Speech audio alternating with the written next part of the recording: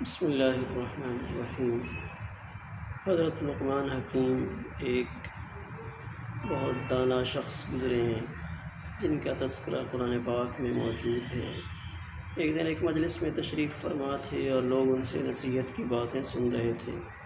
ایک شخص آیا اور کہنے لگا کہ اے لقمان، آپ تو وہی شخص ہیں جو میرے ساتھ جنگل میں بکریاں چراتے تھے، کہ آپ کو یہ مقام کیسے حاصل ہوا کہ لوگ دور دور سے آپ کے پاس آتے ہیں اور آپ سے اچھی باتیں سنتے ہیں؟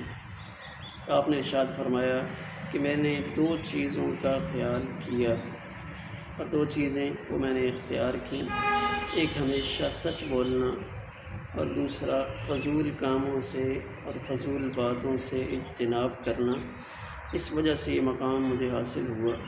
اور ایک روایت میں ذرا تفصیل ملتی ہے کہ جب کسی نے پوچھا کہ اے لقمان، آپ نے یہ مقام کیسے حاصل کیا، تو آپ نے ارشاد فرمایا کہ میں نے چند چیزیں اختیار کی، اگر وہ تم بھی کر لو گے تمہیں بھی یہ مقام حاصل ہو جائے گا کہ اپنی نگاہ نیچی رکھو، اپنی زبان کو روک کے رکھو، رزق حلال کھاؤ، اپنی شرمگاہ کی حفاظت کرو، کسی کے ساتھ عہد کیا ہے تو اس کو پورا کرو، ہمیشہ سچ بولو، مہمان کا اعزاز اور اکرام خوب کرو، پڑوسیوں کے حقوق کی حفاظت کرو، پڑوسیوں کا بہت زیادہ خیال رکھو۔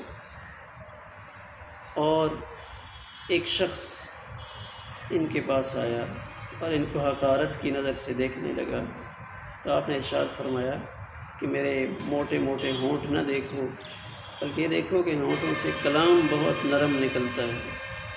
اور اسی طرح نے فرمایا کہ میرے کالے جسم کو نہ دیکھو، بلکہ یہ دیکھو کہ اس کے اندر روشن دل موجود ہے۔ اس صفات کی طرف متوجہ فرمایا۔ سید التابعین حضرت سعید بن المسیب رحمہ اللہ تعالیٰ کے پاس ایک شخص آیا اور اس کی شکل کچھ سیاہی مائل تھی، تو اس نے ناگواری محسوس کی۔ حضرت سعید بن مسیب رحمہ اللہ تعالیٰ نے ارشاد فرمایا کہ پریشان مت ہو، 3 سیاہ رنگ والے بہت بڑے مرتبے والے گزرے ہیں۔ ایک حضرت بلال حبشی رضی اللہ تعالی عنہ، جن کو حضرت عمر رضی اللہ تعالی عنہ سیدنا بلال کہہ کر پکارا کرتے تھے کہ بلال تو ہمارے سردار ہیں۔ دوسرے حضرت عمر رضی اللہ تعالی عنہ کے غلام حضرت ماہجہ، یہ بھی سیاہ فام تھے لیکن بہت رتبے کے حامل تھے۔ اور تیسرے حضرت لقمان، جن کے نام پہ ایک سورت قرآن پاک میں موجود ہے۔ تو یہ صفات انہوں نے اختیار کیں اور ان صفات کی وجہ سے اللہ نے ان کو بڑا مقام عطا فرمایا۔ یہ ساری چیزیں ہماری بھی ضرورت ہیں۔ اللہ تعالی ہم سب کو بھی یہ صفات اختیار کرنے کی توفیق عطا فرمائے۔